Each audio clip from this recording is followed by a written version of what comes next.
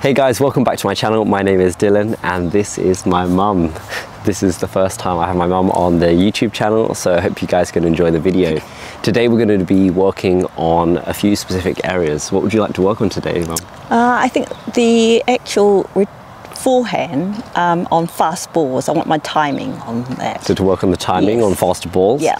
And probably some volleys, probably poaching the volleys. Ooh, yeah. Sounds good. My mum's a nice doubles player, so be sure to check that out soon. Go! So just going to warm up in the boxes a little bit. Oh, just get the body flowing. When was the last time we played? Too long. Too long. Slicing. Show me the famous one-handed backhand slice. Who's your favourite player growing up? Steffi Graf, I think she was pretty good. Yeah, oh I love that. Look at that little chisel. Volley to volley. Very nice. Just try a few. That's it. I started growing up playing, this is where we started in a park. Yeah. Nice, nice and smooth. So you can see that you have a decent amount of time on these balls. Yeah. But what happens maybe when, let's say if I start rushing you a little bit faster. Good, nice. And I'd say it's all to do with how big your take back is. So imagine when you're taking your forehand back, just show me a few little shadow swings. Same again, always using the legs. It's just That's it. Okay, nice so I've got it smoothly, don't I? So timing it and then hitting it. Always try to imagine. So what we're going to do is we're going to go through a little step count. We're going to go through a bounce and a hit before you strike the ball. Bounce, hit. I want you to call bounce when the ball bounces, hit when you strike the ball, make contact. Okay? Okay, bounce, hit. Wait till the timing. Bounce, hit. Good. And again? Bounce, hit. Good. Bounce. Oops, good. Now if I call out one, that means the ball's going to bounce once. If I call twice, that means you have to let the ball bounce twice. So it means you need to still move your feet in preparation before actually swinging. So ready? 2. Good. 2. Nice. And same again. Let's try to go cross court. I know I'm standing in that area. Let's go 1 bounce. Just go, carry on with the single bounces now. Anna, ready? Bounce. Hit. Bounce. Nah, the ball didn't bounce yet. Oh, didn't Let's go back to that. Bounce. Hit. Better. Bounce. Hit. Ooh. Bounce. Hit. Okay, pretty good. Okay, bounce. Hit. Try to focus on the timing of that. Bounce. Hit. Oh my God, see that went up. Bounce. Hit. Good. Can you see that sometimes when you're hitting on the forehand, the body's opening up a lot? So you're going bounce, hit. Oh yeah, and can you see what you're doing with your left hand? All right, so bounce, hit first and then go through. Show me the contact point when you're making that contact. Good. Yeah. Can you see that the offhand wants to be a little bit higher? And can you see where the shoulders are? They're a little bit more open to the court. But what I want you to practice is an exercise called hitting and holding. So when you hit, I want you to freeze and hold that position. Because sometimes a lot of players tend to pull and open their body up. So let's try to restrict that a little bit. So hit and hold. Okay. So bounce, hit and hold. Now you're going to use your left hand, and this hand's going to promote the spacing. So when I place the ball, after 1 bounce, we're going to catch with the left hand, and that hand is going to be the distancing hand here. And so when you actually make contact, you want your racket, so just letting go of the ball, you want your racket always further than the distance of your offhand. Because sometimes, like you said before, if you're hitting the ball but you feel like your elbow is a little close to the body, it's because you haven't driven with the legs and let the arm to extend out towards your target. So just practice that a few times. Cold. Bounce. Catch, good, that's it. And then what we're going to do is 1 more time just like that. So bounce, catch, good. Now you're going to let the ball bounce and yourself, and you're going to swing a hit. Okay, so you're going to let the ball bounce, so bounce, hit and swing. Good, so we're going to go for 1 bounce, catch, let the ball bounce and swing. Now no bounce, so ready? So space the arm, hold to finish. Good, left hand a little bit higher please. Good, perfect. Let's do just 1 more of those. Love that. Oh, that was good. With the ball. Good, just like so. Always keeping it out in front of the body. Can you see that the left arm is out in front a little bit higher? We want to imagine that you're stable through contact when finishing. This is definitely going to help us when dealing with the faster balls. So imagine the ball's coming a lot faster towards your body. If you're standing upright, you're less likely to be stable because you're not going to have the strength in the legs. So when I start feeding those fast balls, because originally we said we need to deal with the fast balls, we need to stay lower to the ground because it's more likely the ball's going to skid through the court.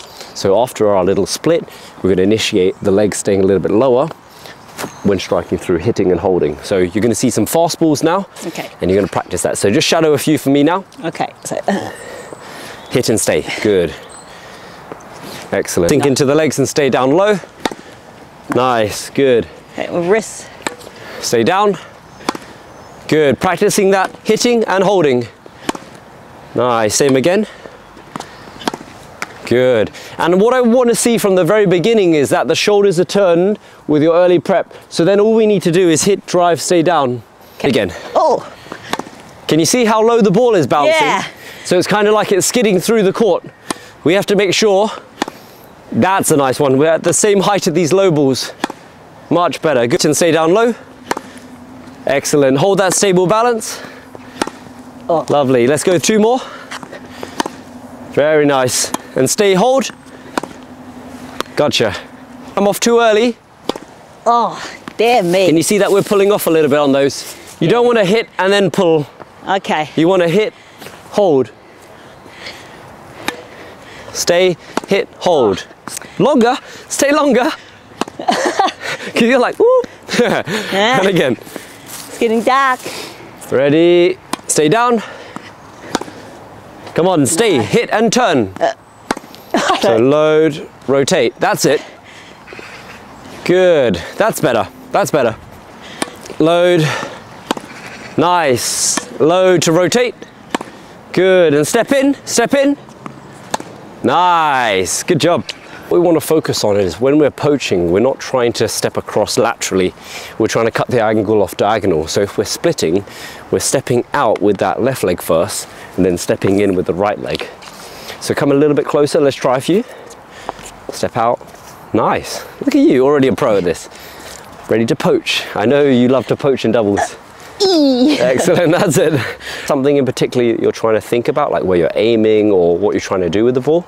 Well, I think I first have to look at the ball that's been sent over across there and looking whether it's going to be a weak shot coming back and whether I'll be able to poach it. So. That's right. So if, let's say, the person on the ad side's going diagonal but it's quite low, do you want to poach off lower balls, higher balls? What types of balls are you thinking of poaching off? Probably higher balls in the sense. Yeah, and more so on the forehand or backhand side? Well, I like a bit of both. I like a bit more on the backhand poaching. Okay. 1. Ooh. Good, and again. So what I would say is we need to make sure that the racket take back is not as big. So especially when moving forward, show me on the backhand side. Good. We want to imagine that your racket is not coming too far back and behind your body to then go forwards. Sure. Because you're not trying to add more power. You're trying to take time away from them by moving forwards. Okay. So let's give that another go. Body weight. Good. Let the body weight step out. That was a nice one. One more. That's much better. Can you see how cleaner it is? It's just shortened ever so slightly. I think sometimes I sort of weight too much and therefore take a bigger swing. Back swing. That's it. You don't need a big take back. So let's do some with the forehand side. So get a little bit lower, wide, split, stepping out. That's nice. Look at that. Very nice. Good. And last one, let go. Good. I like the forehand. It's very nice and compact. So it's just imagining that even though you're taking on these volleys here, you're not trying to add more to the ball. You're trying to redirect the ball. Because you've taken the time away, you've also anticipated the ball coming across, and then you're moving to step in. Great stuff. So we have a few questions from Instagram, and I'm going to be reading them out, and my mum's going to be answering them. So the first one is, did your mum ever have any doubt in your career choice as a tennis coach, content creator? No, not at all. I mean, I always encourage them to go for it because it's your dream and, you know, you only got this one chance, so go for it. Very supportive, thank you. Second question is, how much has your mum helped you with the journey from beginning to where I am now? Oh, from the beginning. Oh, it's tough going. Used to driving around for every tournament that's available over the summertime. Even after school, getting to tennis lessons, back and forwards, and coping with 2 other children. So, yeah, we've given a lot here. Task at hand, yes. Yeah. No, very, very grateful. Thank you. This is a great question. You're an amazing chef. What is your favourite food that you like to cook, or what do you love? Oh, well, obviously anything Asian because of what we are. But yeah, I love a good old wonton and noodle soup. That is my favourite, I think. I could eat that every day. Delicious. We'll get a picture of that as well. Something very interesting that you may not know is that we are a tennis family. My brother also coaches. My mum has been a player for many, many years. My sister also plays too. My dad, not so much. But in your case, yeah, he's still pretty good as well. He's helped me in my own tennis actually, and same with the siblings. But what has been your favourite tennis memory, or memories that you could remember? Famous tennis memories? Yeah. Oh my God. Some of the tennis holidays and or Wimbledon. No, it's just like going to Wimbledon, because when I was young, I used to have to watch it on TV, and because I was from New Zealand, watching it at like 1, 2 o'clock in the morning. So we were watching Wimbledon then, but now here, being able to go to it, countless times. You've been many times. I'm going to share some of the little memories that we went to Wimbledon together. That's what I will remember, able to go to Wimbledon to watch these matches. Yeah, very special. Yes. So this is a great one. What is her skincare routine? Do you have a routine, Mum? No, I don't have a skincare routine. Luckily, the camera doesn't come up close, so you can see what my skin's like, but I don't really have any skincare routine. Just golden, just good glowing. Old water, give it a good old wash with water and maybe a little bit of soap. Sunscreen? Definitely sunscreen. I do have sunscreen, but I didn't have it when I was younger, but I do now. Great. Last question is, did you get your athletic abilities from your mum? Oh. Do you think so? I don't know, maybe half really. I mean, Dad he can play good sports, so maybe. Yeah, he's pretty good. Yeah. Rugby and things like that as well. Yeah, rugby. I mean, he's good. You do all kinds of sports as well. Yeah, all kinds of sports when I was young.